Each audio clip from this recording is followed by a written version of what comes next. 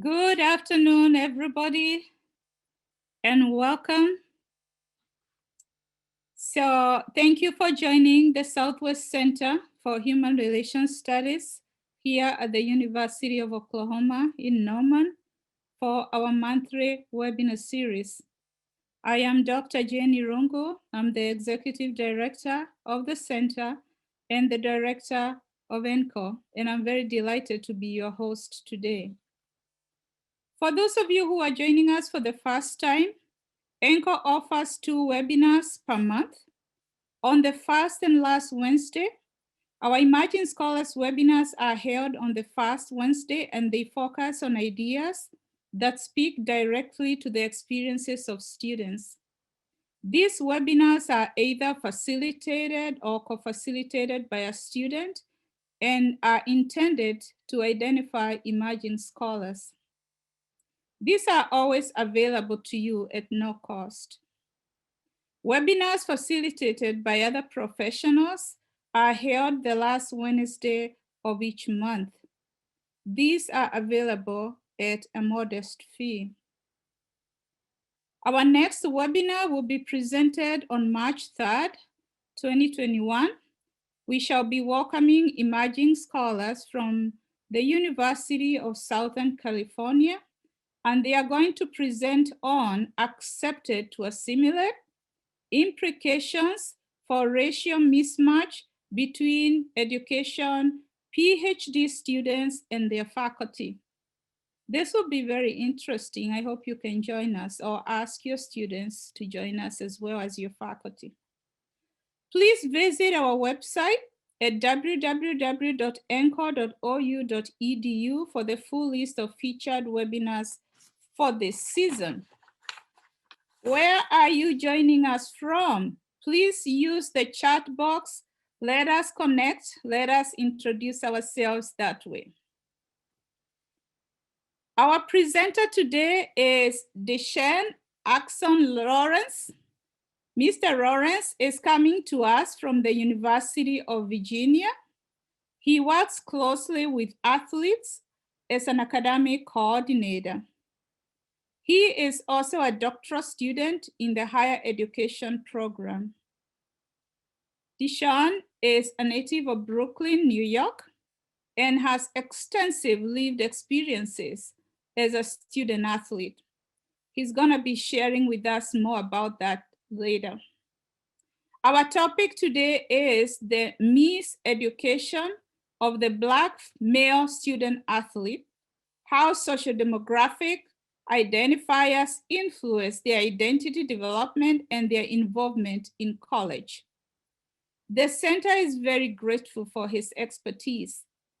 Please post questions in the Q&A box, and he is going to address them at the end of the presentation. Just a reminder that closed captioning and ASL are available for this broadcast. I now want to welcome our guest presenter today, Mr. Deshaun Axon Lawrence. Welcome. Hey, how are you all doing today? Awesome. I'm so excited to be with you. As I pull up this presentation, please give me a second, even though we have been in COVID-19 and virtually doing everything for the past year, I'm still not good at all with pulling up information. But yes, I'm very excited to be with everyone here today to kind of just share this presentation and just to shed light on something that I feel like is very important. And like was stated by Dr. Inogru, that something that really means a lot to my heart. So I did want to start off by acknowledging that this land in which that we inhabit is physically situated in the original ancestral homelands of the Monacan and the Manahoe, tribes. We pay respect to the Monacan and the Manahoe people, past, present, and future, and their continuing presence in the homeland and throughout their historical diaspora. Also, I think it would be remiss of me not to acknowledge everyone that has been negatively infected by COVID-19. I know many of us have had family members and friends impacted by this incident, and it seems very dark right now, but we will get through it. with all together. So I wanted to start off with this quote by Angela Davis. I am no longer accepting the things I cannot change, and I am changing the things I cannot accept. When I was putting this presentation together, I really leaned into this quote because there was a lot of things I've always seeing, hearing from professors and colleagues about why aren't student athletes more involved? Why aren't student athletes getting dedicated to their university or wanting to get more involved in their university or invested, I would say. And I felt as if that there was so much more that needed to be discussed. And I wanted to shed light on this particular incident. So the purpose of this presentation is basically the framework of Dr. Carter Goodwin Woodson, his dissertation of the miseducation of the Negro. The presentation in its entirety explores the idea that social factors have potentially conditioned Black male student athletes, that sports over anything else are the base of their identity and the path to this success. And it would be very important for me to point out one of the main quotes that Dr. Carter Goodwin Woodson stated was, when you control a man's thinking, you do not have to worry about his actions. You do not have to tell him not to stand here or go over yonder. He will find his proper place and will stay in it. So as I said that, I want you all to kind of remember those words because we will kind of address this later in the presentation.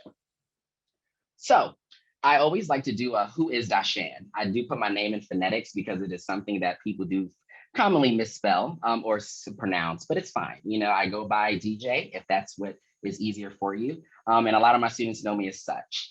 So I am very proud and humbled to say that I was born and raised in Brooklyn, New York, and a proud person of Brownsville, East New York, which is one of the roughest parts of Brooklyn in the state of New York City.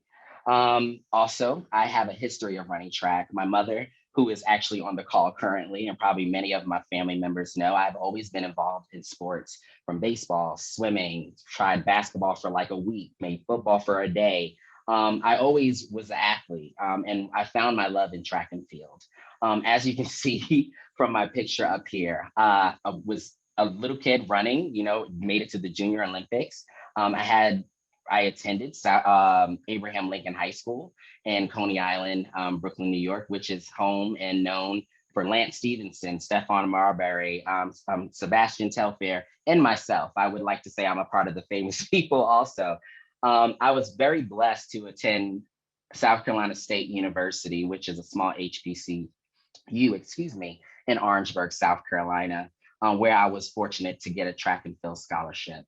I feel like I was one of those that would be considered an athlete student because for my mom, if I went below a 3.0, I was coming home. You always tell me that you can mess up at a community college, which is not a terrible thing, but she knew how much going to state actually meant to me. Through much push and guidance, I went to the University of West Georgia, where I got my master's in professional counseling with a focus in student fairs. I was a housing professional by trade. I stayed in housing throughout graduate school. And then also after I graduated, I went to the University of Georgia, where I also was a housing professional. It wasn't until 2 years in, I kind of felt my passion changing and wanting to do more things. But mostly I forgot my love of the sport, which at Georgia, I went back and got another master's in sports management and policy. As a full-time professional, I was working as a mentor in their athletic department, also as a tutor, and took the leap of faith of leaving my full-time job to go to Duke University, where I was an intern for a while until I ended up here at the University of Virginia, which I love it. It's my home, and go Hoos. So the focus question that I wanted to kind of have everyone think, but then also more importantly, as we go through this presentation to keep in the back of your mind, is the focus question of people are a product of their environment. And do you agree or disagree? So once again, people are a product of their environment. Do you agree or disagree? The session overview will start off with the athletics and Black culture. We will then talk about the numbers of collegiate Black student athletes as it pertains to the NCAA. college involvement and engagement, student involvement theory, mental retention, the socio-demographic identifiers, which we will kind of glaze over social learning theory and ecological systems theory, cultures and communications, and then follow it up with a question and answer portion. Some of the learning objectives, as you can see, is gaining a better understanding of the impacts that impact Black male student athletes, be able to identify the benefits and the challenges of supporting the identity development of these Black male student athletes, learn the relationship between culture and communication, and develop strategies and translate them to their current institution and functional area. So this is the part where I always think it's funny. In order for us to talk about where we are, we have to talk about where we have been. So with the history of the Black community in athletics, as we know, Black people have been in athletics as from the beginning of time, starting off with like Constantine Henriquez was a rugby player, Carlos Folis, first contracted football player in 1905, and George Jewett appeared on Michigan's rosters in 1890, which is really interesting because of segregation and discrimination in this country. However, they did have Black people on their rosters at the collegiate and professional level. And due to segregation and discrimination, of course, a lot of Black people were not allowed to participate on these different levels. So what the Black community did was establish their own sports, things such as the Negro Baseball League, the Police Athletic League, PAL in New York City, and most importantly, historically Black colleges and universities that has literally shaped, and as we have seen recently, where you can really go anywhere. Vice President Kamala Harris and James Clyburn and all of these different people that are representatives of historically Black colleges and universities. And they have paved the way really for many students today, especially myself. But it wasn't until the 1950s that Black men and women became present in collegiate athletics and started making their staple, and really showed that in terms Black people can compete at the highest level. More importantly, they can be successful. So as we're looking at the numbers, I thought it was very important to incorporate that into this presentation. As we're looking across the NCAA's Division 1, 2, and 3, there are 460,000 student athletes in the NCAA across all divisions, approximately, of course, give or take. 17.6% are Black students, 22.3 of those percent are D1 athletics. Black student athletes across the Division 1 sports, but of course, it's 22.3 as Division 1 athletes. 59.9% are Division 1 football players in FBS sports. 44.2 percent is in D1 football, and 53%, excuse me, is in men's basketball. Across the Power Five colleges and universities, you have the ACC, of course, the Big 10, the Big 12, Pac-12, and SEC. Black men make up 2.4% of undergraduate populations, but of course, 55% of Black male student athletes only graduate within 6 years, which is it's trending better, but it could be much better. Black male student athletes are still the lowest in the following categories: 60% Black male undergraduates, 69% of all student athletes, and 66 all undergraduate students.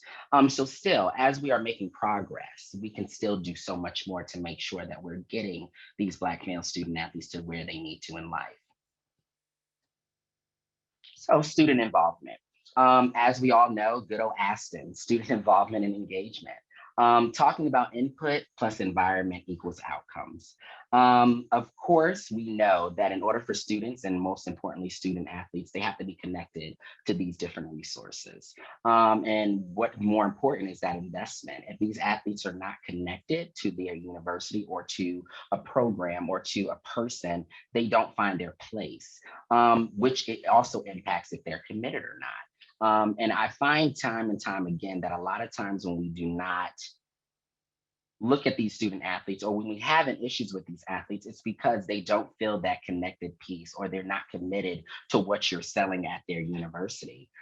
dealing with my football guys. I have conversations with them all the time to kind of talk about how can we make you feel wanted or appreciated at this university outside of your sport? Who can I connect you to our partners on grounds to make you feel more a part? And that's one of the things that we have to, which will contribute to their positive experiences. The more positive experiences they have, the more connected they will be, the more connected and committed they will be, and the more they will want to stay at those respective universities. The P and the T3s. I always find this to be a joke because we always talk to our athletes or even students for that matter that talk about why they can't get involved. And they give us all types of excuses of why they can't. And time again, it comes from these. It's I have practice, I have to go to treatment. I do not have any time, or most importantly, they're tired. We do know that student athletes, I say it all the time as a former athlete, is a full-time job on top of practice and eating correctly and going to class and study hall. They do not have time, and which is an excuse that a lot of times we accept and take it as their word. But I always find that, people do make time for what they want to make time for. But more importantly, if you show that investment in them, they will show that investment in you.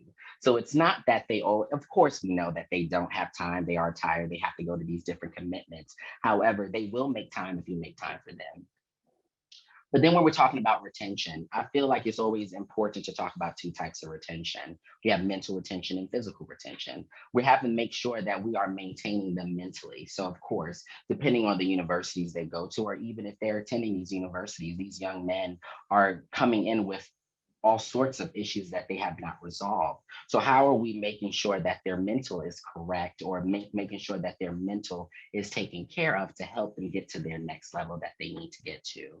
And their physical retention is making sure physically that they're present, that they're here, making sure that they are happy, they are excited, they are engaged, which is all included in their retention. And if you can't retain these students in these two areas, I feel like we will lose them ultimately. And more importantly, asking them the question or trying to figure out, are they thriving or are they just surviving? Are they just here just to be here, go through the motions, of course, going through classes and meeting with their advisors and just going through it? Or are they actually thriving in this space? Are they using all of the opportunities presented to them? Are they attacking these internships that they can get out to? So we really have to ask ourselves that question. Are they thriving or are they just surviving at their respective institution? Also, you cannot talk about Black male student athletes or Black student athletes at all without discussing the Black racial identity development.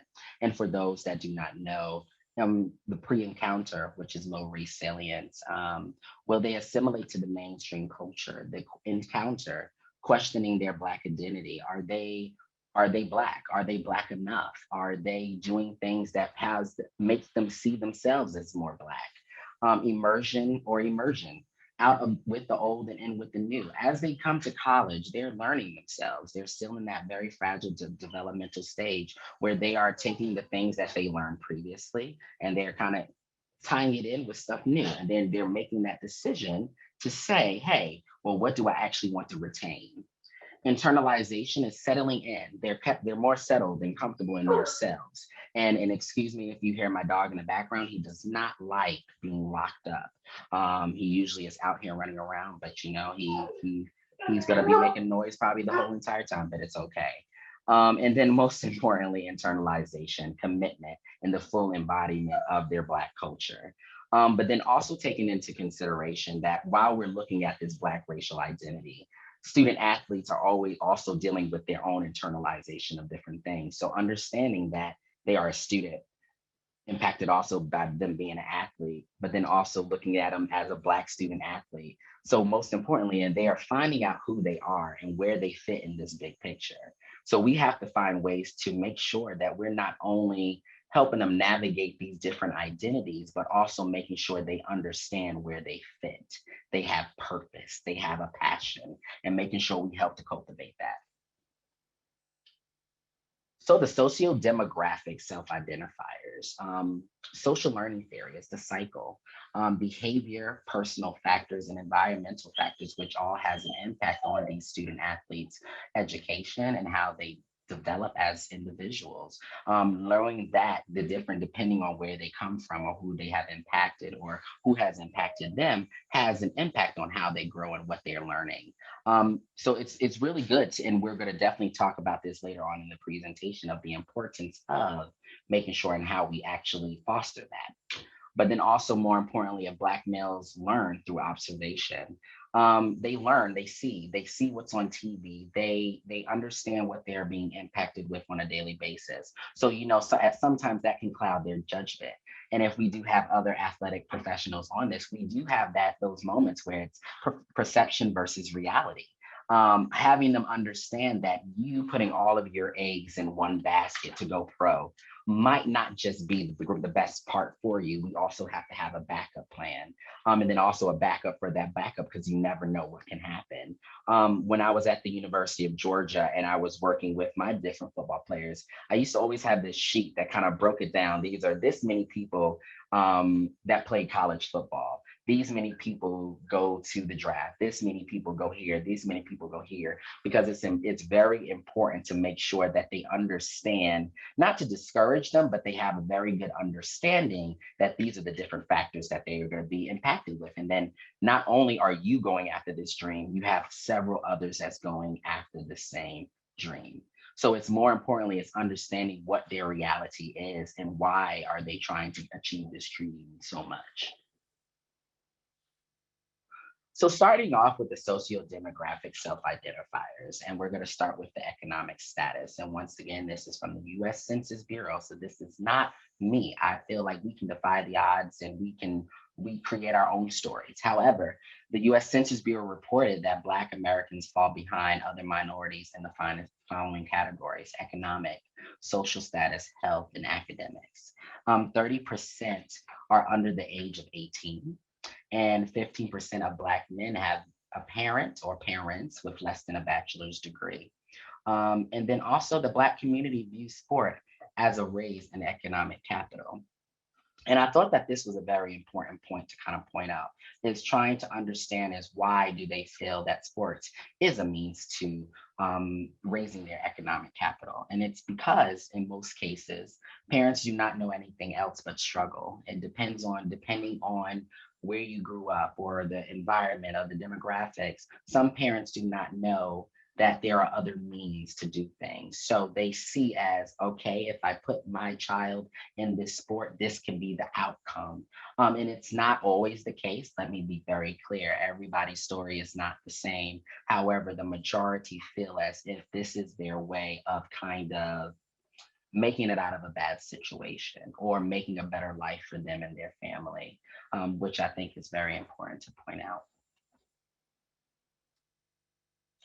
In this socio-demographic enterprise, keep it going with education and academics. It's very important to point out that 69% of Black men graduate from high school. And then in most cases, you have to kind of ask yourself, and a lot of times, football players or even any type of Black male student athlete will say to you, is it because of my athletic promise or versus I was academically prepared? And in some cases, as we read in literature and as we hear people's life stories, most of the time, in high school, we didn't do our student athletes a service. Sometimes we might have passed them along to because they were very great on the field, and maybe academically we thought that they will get there eventually, but we're gonna give them that chance. We didn't academically prepare a lot of these Black men for that next step. We just looked at them as a sport and say, okay, well, what we're going to do is pass you along to the next rate and you're going to get the support that you need. When in all cases, that might not be the case. Like I said, as a former student athlete, I saw that many a times in high school and also in undergrad as well. It's not right, but we always have that mindset of someone else will do it for me, or I did some, now let me pass it along for someone to do it all. But we have to always go back to is like, what are we doing to change this narrative? Only 25% to 35% of Black men obtain a scholarship of any kind. And then in most cases, a lot of these young men have to go to a junior college in order for them to obtain and get to that Power Five institution, or maybe that historically Black college and university. And once again, we have to shine a mirror back on our education system to say, what did we do wrong and how can we improve? But of course, in many times and instances, that's too much work to do. And I do know that in many cases, there's a lot of work to change that, but we could be doing a much better job. The NCAA versus Black men, putting different things into place to kind of put, I guess, an obstacle in the way. Of course, with the NCAA clearinghouse, the NCAA clearinghouse is constantly revising and changing their rules and their regulations to make it a little bit more difficult. I've always said that, yes, the NCAA clearinghouse is it's an amazing institution to help, these athletes get to that next step. However, sometimes it can be very one-sided. Are we taking into consideration that school or high school that might be less funded than this other institution that might not have the same resources that they might have? And are we taking these different factors into consideration? Also with standardized testing. And I do feel at times that we do put a lot of focus on these different things without kind of taking the full student as themselves and actually seeing what we can do. And also too, keeping that cycle going is when these Black men get to these colleges and universities, we're shortchanging them. We're putting them to these quote unquote jock majors, having them do things that in a way is just for them to stay active and play and stay active to just do what we need to them do, as instead of looking at realizing that it's a short-term success with a long-term ramification. I find myself all the time talking with my athletes to figure out, okay, well, what's the next step? What are we going to do? And a lot of times they feel defeated and feel like, well, what can I do with this degree? And sometimes they might have to go to get their master's if that's something that they're able to do or if they can afford to do so. But that's not everybody's story. Everyone is not able to pursue a degree of a higher degree. And sometimes that undergrad degree might just be it for them. So how can we change that mindset of, yes, we want these players to play, we want them to be successful, but what are we going to do in this moment to align them with their goals, but also making sure that we're setting them up for success? Family and community. I feel like out of all the socio-demographic self-identifiers, this is probably the most impactful and the one that probably harps on a lot of the students' minds, is their expectation to provide for their family and their community, and it's a sense of obligation. Like I stated earlier in the call, my mom is on the call, and as an only child, because I am an only child, I always asked for a little brother and sister, never got one, and said I got a dog. And it loved the dog to death. It was amazing. However, I would have loved a little brother or sister. So mom, if you're on, I'm thankful for you. But we could have done something else. But they have that sense of obligation of providing for their family, taking care of their family, and more importantly, taking care of their community. The community and the family and the Black community, excuse me, is a very powerful thing. There's a famous quote that says it takes a village to raise a child. And I just reflect on my upbringing, where it took a village to get to me to where I am today, and it's still that village is following me to this point. So they feel like they have to give back. So that's that added pressure to make sure that they are successful. Also, sometimes we're pushing youth away from a traditional occupation. So we're not focused on how can you be a doctor or maybe a teacher and things of that nature. In some cases, you do have those parents that are so focused on their sport or making sure that their kid is the best athlete in basketball, the best athlete in football, because they're putting all of that focus in there because they know there's a possibility that they can get to this part, going back to what we're saying of raising their economic capital. But then also it's the community approved sports. So it's not every sport. I always make the joke where I wish that I had rowing and as a young guy. I wish I had soccer as a young guy and things of that nature. However, we always put our Black male students to those revenue sports of basketball and football, and now track and field is now getting more recognition. It has always been a popular sport, but we're realizing that through endorsements, of course, versus revenue, you can definitely start building a life as a professional track and field athlete. So when you come and look at it, it's a lot of different factors, like I said, and as we kind of covered, that are impacting these guys' thoughts process. So, which has a major impact of why they are not feeling the need to get more involved, or why they don't want to do it, because they feel as if that's not where their brain are. They're trying to get to a different place in our life. So then we need to come in to kind of say, how can we incorporate what you want and what I want in a sense and get you to where you need to be to, but making them take ownership and having ownership and self-authorship of that process. So it's all about changing the narrative, really getting to know them and taking that step about beyond ourselves to know who they are. And looking at attended and critical race theory was this experiential knowledge and counter storytelling, letting these individuals tell their story, letting us know how they got here, what their goals are, what is attributing to their success, why are they here? And I asked that question to a lot of my students of why are you here? What are you trying to do? And ultimately, how can I help you get to that point in your life?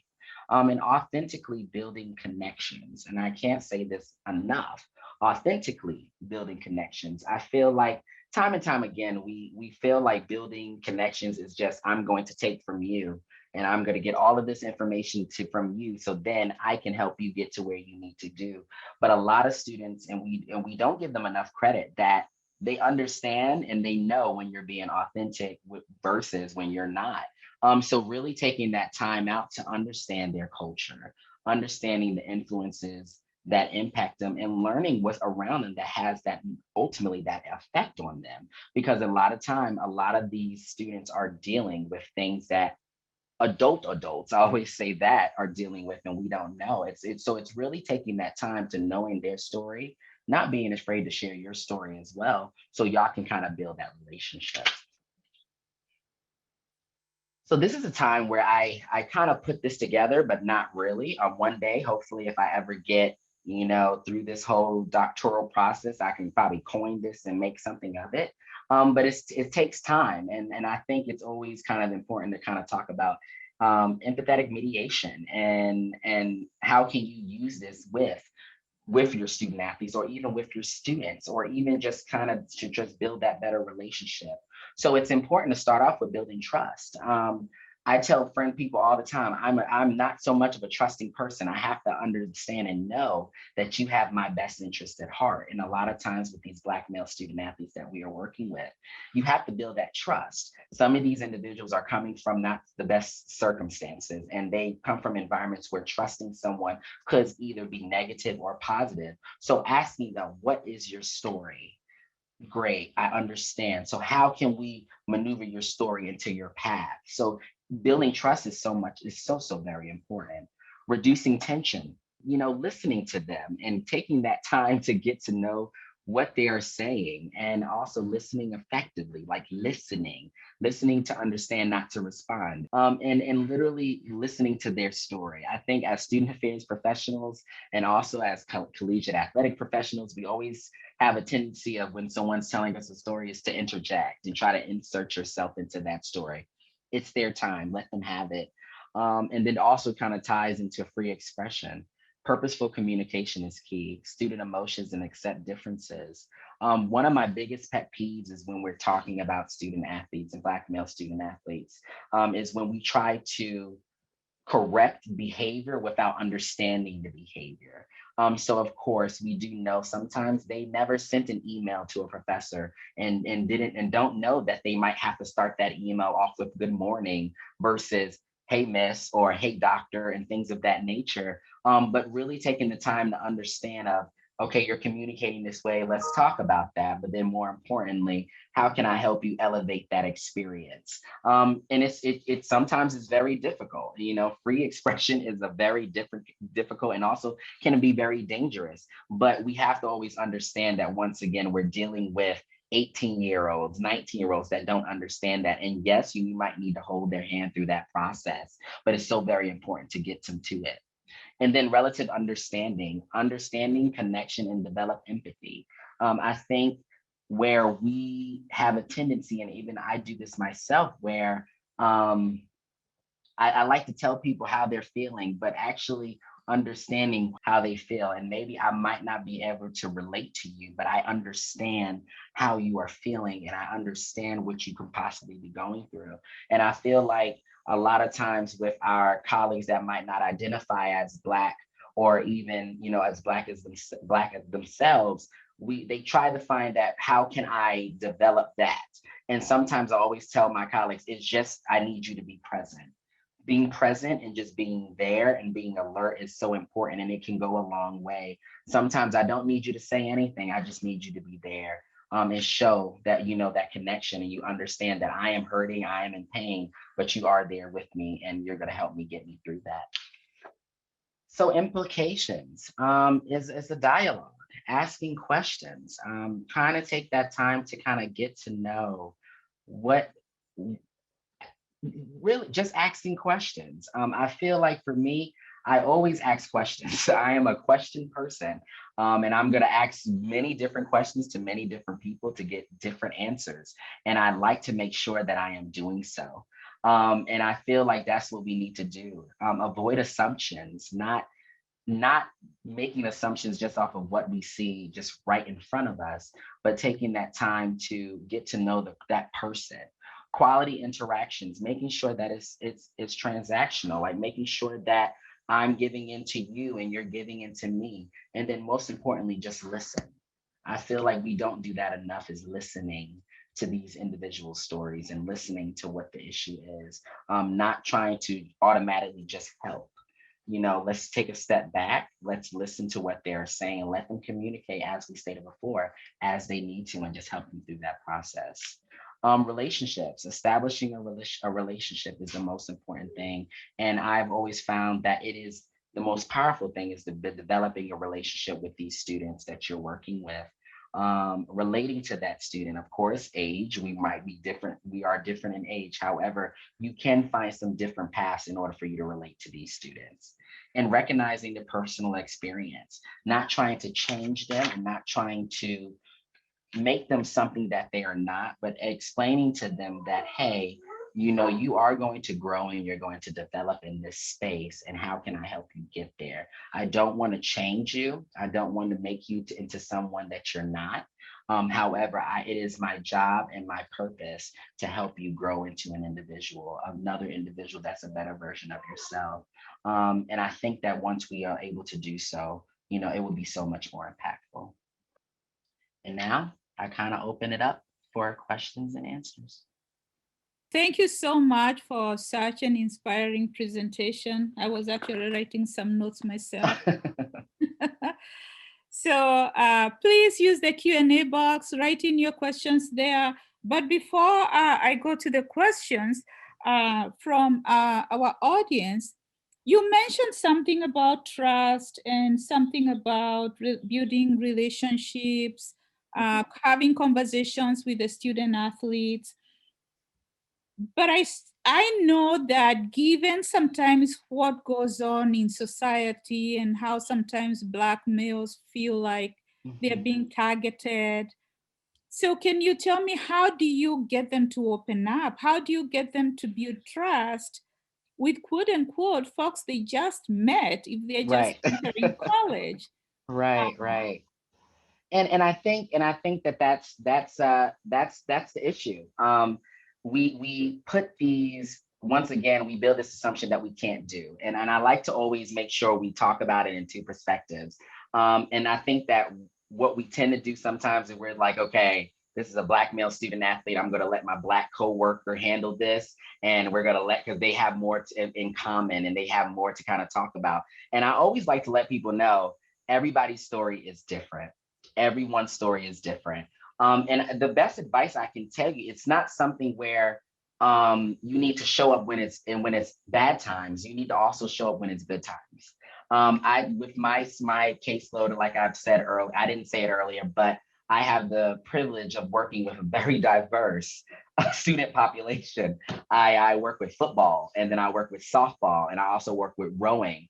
I know nothing about rowing at all. On my interview with the coach, he said, "What do you know about rowing?" I said, "Honestly, I don't know anything. I just know y'all rowing a boat. And he was like, I love the honesty. And I think what makes me able to relate to these students is because I take myself out of my professional robe. As my supervisor used to always say, I take my name tag off and I go into their robe, their world. So I find myself at practices. I find myself at that school presentation that they have, and I work my way up to build that relationship. So when it's time for those hard conversations, which if it's through academic conversation, just life conversation, that relationship has already been fostered. But most importantly, like I stated earlier, you can't just pop in with your Superman cape when it's a dark time. They need to see you in all lights and all facets.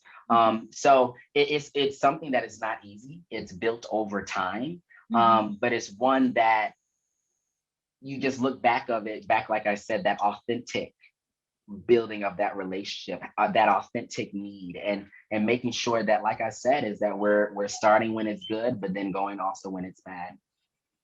So we do have good questions in the Q&A box, and I'll start with the first one. And before I read that first one, you said something about we want them to play, but we also need to align them with their goals. And I like this first question from a colleague of yours in UVA. How can we connect the dots between high school and college institutions as administrators, teachers, and coaches? Build a bridge between high school and college educators. Because if you're going to talk about goals, they have to start early. They have to start there in high school. So how do we connect the dots between everyone working towards the success of the student athlete? Right. And honestly, I think that it's something that can't happen overnight. It really can't. And more importantly, it's something that costs money. And I feel like a lot of time the funding might not be there to do that. But it's something where these partnerships need to happen. And I can't give you the perfect, the ideal world would be that these student athletes are, there's a college counselor in each school, and that college counselor is aligning with that academic advisor that is going to be working with the student and having those conversations. But of course, we know some schools have a college team, some only have one college advisor. So it's resources. And I think that if we had the resources to do these conversations and maybe workshops or even visits and things of that nature, it will make that streamlined communication so much better. But nothing can be done without the manpower. Nothing can be done without the resources to it. Of course, once they get to college, it's kind of like they're not your problem, but they're your problem now. So you need to develop them and get them to the next phase of their life, which it would be amazing if we could have those conversations, but they don't usually always happen. So this is a follow-up question that Alexander Wood has asked, and I think is very important.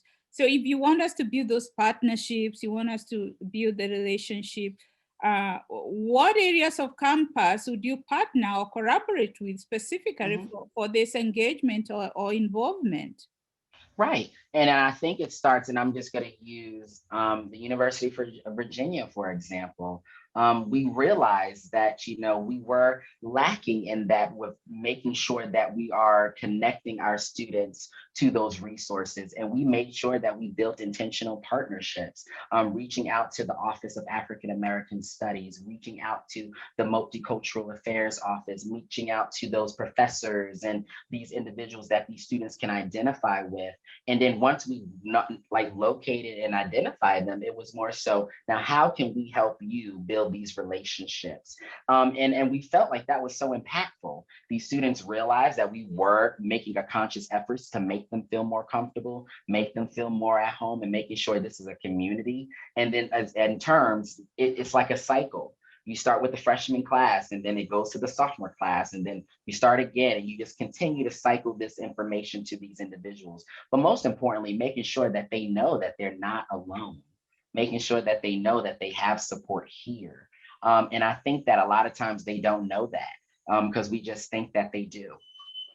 Are there places or units or departments on campus that you think could be offering that support system?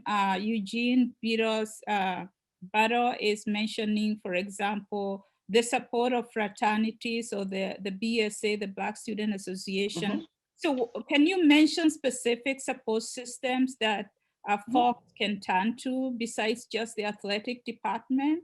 Definitely. And I feel like I said, it's a collaborative effort. So it does take that the Black Student Alliances on your campus, maybe turning to the MPHC, which is a Black Greek fraternity and sororities on your campus, reaching out to those different entities to show that there's something outside of athletics. One thing that I've realized is that, especially like on my campus, if the athletes wanted to stay on this side of campus, they could, and they don't have to go to the main campus. So it's really maybe taking yourself, like I said before, taking your name tag off and walking them to these resources and walking these people to these individuals' offices so you can start that work. It's not easy. It's something that and then sometimes we don't have time to do it, but you always have time to kind of make those connections, which I think is always important.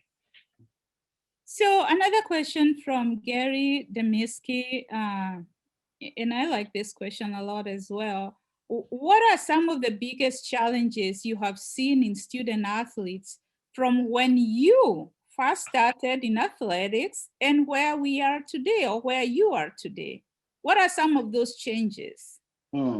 I honestly, I would say it's just the level of trauma that's happening in society today. When I was a student athlete at South Carolina State, and then also, like I said, I would like to mention, I went to a historically Black college and university. So everyone looked at me like me. I was very comfortable in my space. I can look to my neighbor, and I was surrounded by Black greatness everywhere around me. And then a lot of times with a lot of these other students that are attending these predominantly white institutions, they realize that I'm the only Black male or Black female in my classroom out of a lecture of 300 people.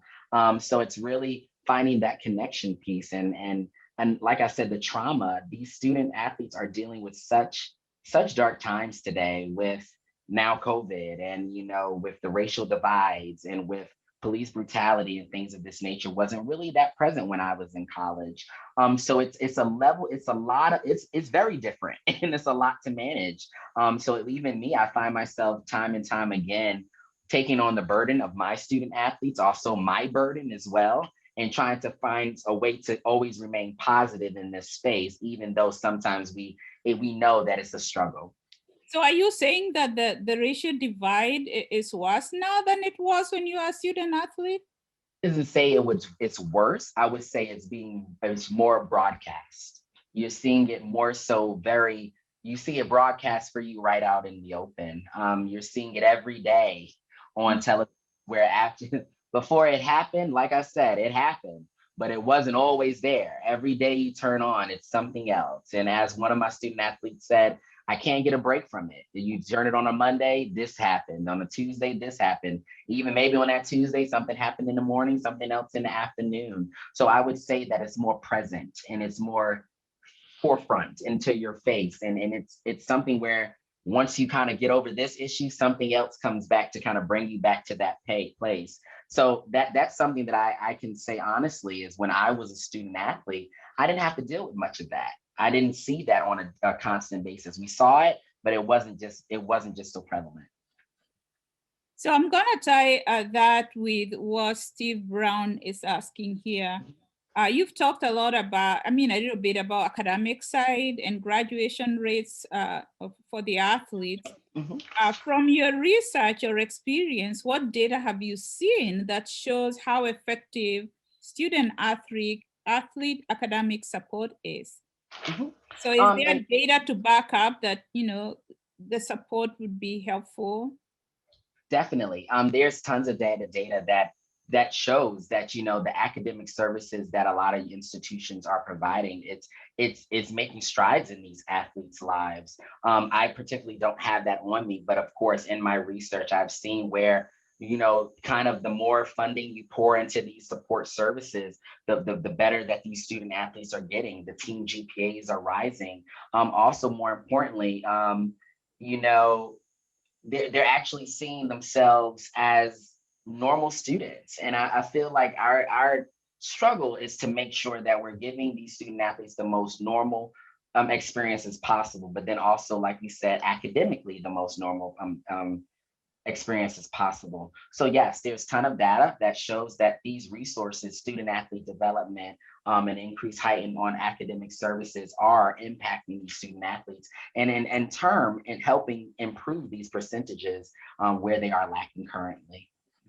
So can you give an example, maybe from the University of Virginia or other schools you have been to, about mentorship, for example? And yes, Yolanda is mentioning, can mentorship positively influence the students' perception of themselves, as right. well as their determination to stay an athlete during their stay in college? And do you have such programs you can mention, or if Definitely. somebody who is listening have such programs, drop in the chat, tell us about, do you have a mentorship program for your athletes? Can you talk about that, Dishan?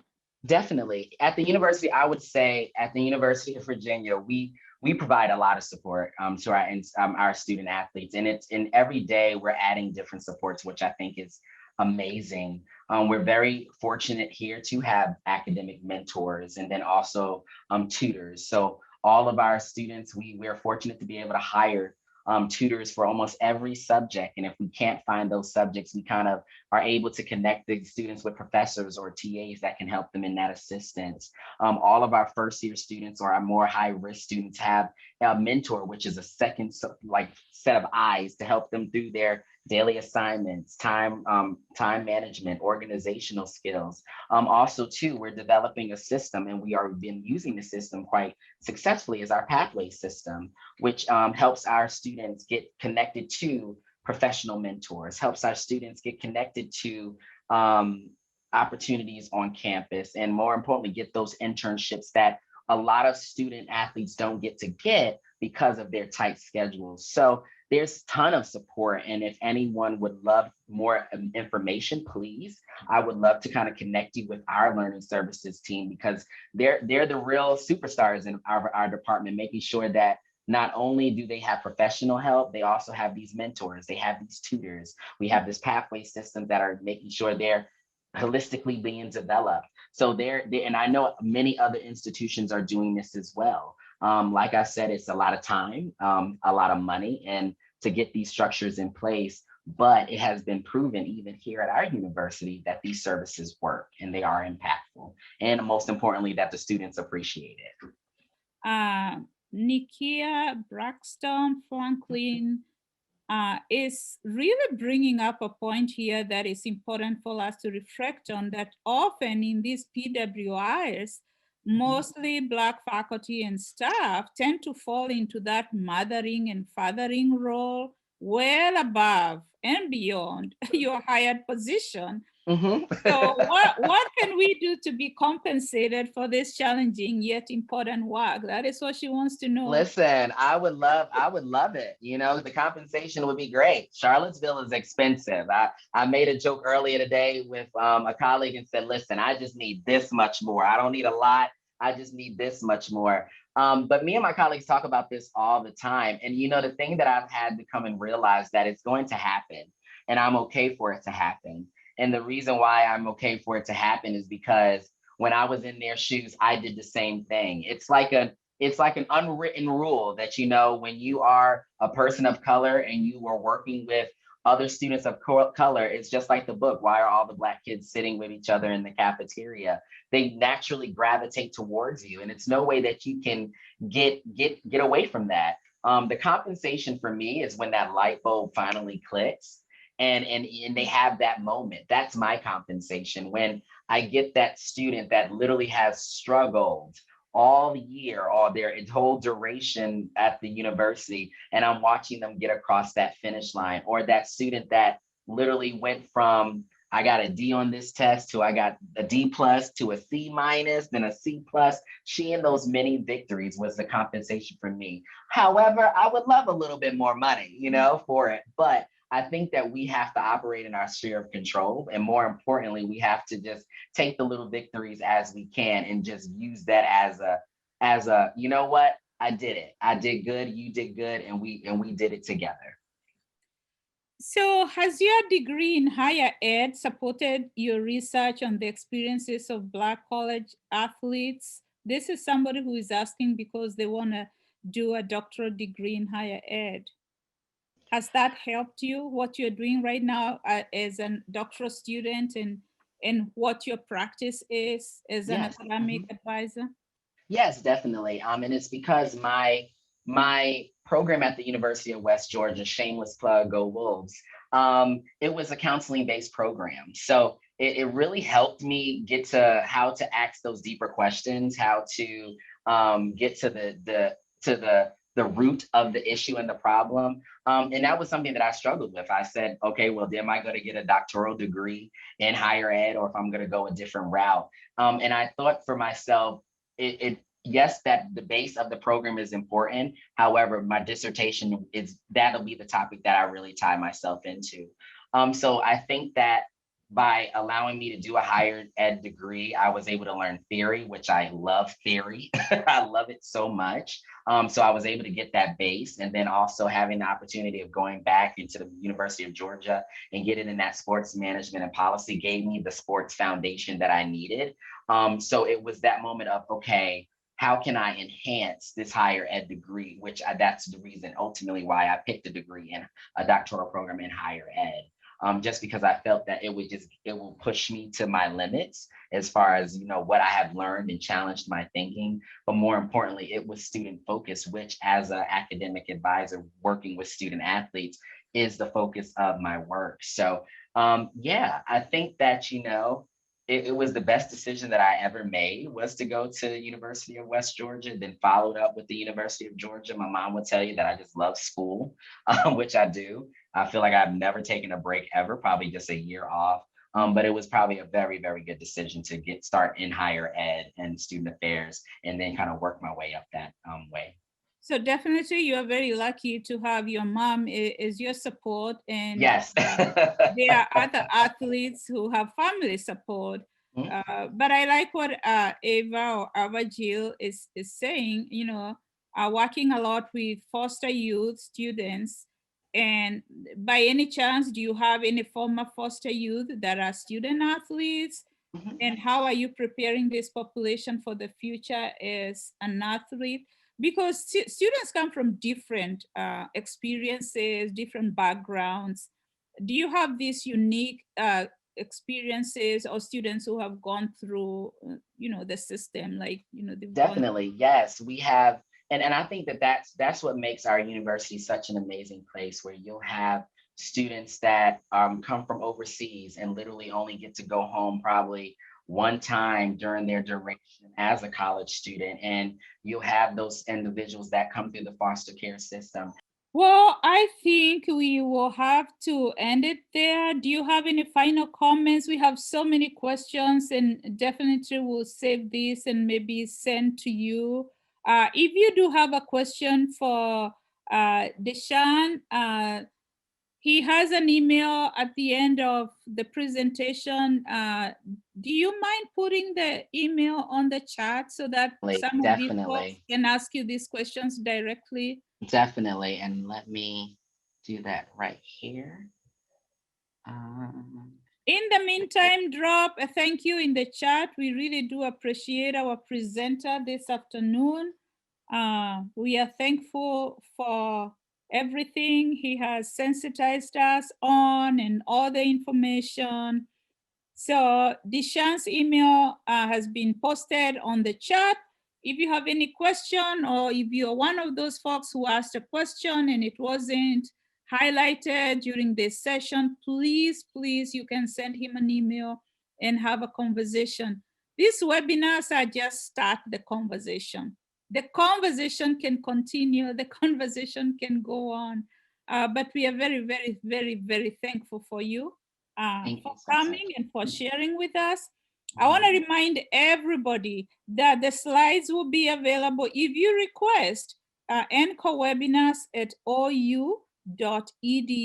We'll send you the chance, or he said DJ. DJ is, I like that. How to say either is fine. How to say I've gotten to an age where it's just like You know, just call me whatever. I'm going to still answer it. Right. This broadcast will also be available in 5 to 7 days. You will be sent a link if you register. The link is going to come to you. I want to thank our NCORE team, Accessibility, NCORE webinars. I want to thank Stephanie, Corey, Josephine, Kathy. I also want to thank our partners at Sorensen for providing us with ASL, Lisa and her team, thanking our closed captioner team. Thank you also very much. This was very exciting, very thoughtful, gave us something to think about.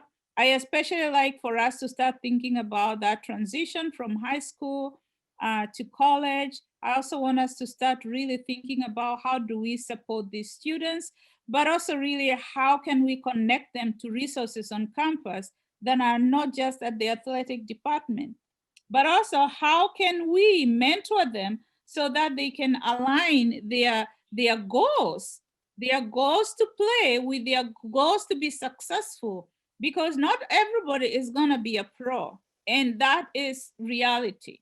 The perception is I can go pro, but the reality is you may never go pro. So how do we support these students so that they can be successful whether they go pro or not? But also something else you said, they all come from very, very different backgrounds, making sure that we listen, give them time to tell their story, understand them, build the trust, release that tension, let them express themselves. Because, you know, at the end of the day, they are humans too. But also they are growing. I like that, you know, we talked about development theory. So thank you so much, Deshaun J. Axon Lawrence from the University of Virginia. I also want to thank everybody who tuned in from wherever you tuned in from. Thank you so very much. From the University of Oklahoma here in Norman, I'm Dr. Jenny Rongo. Thank you so very much and see you next week. Thank you so much, everyone.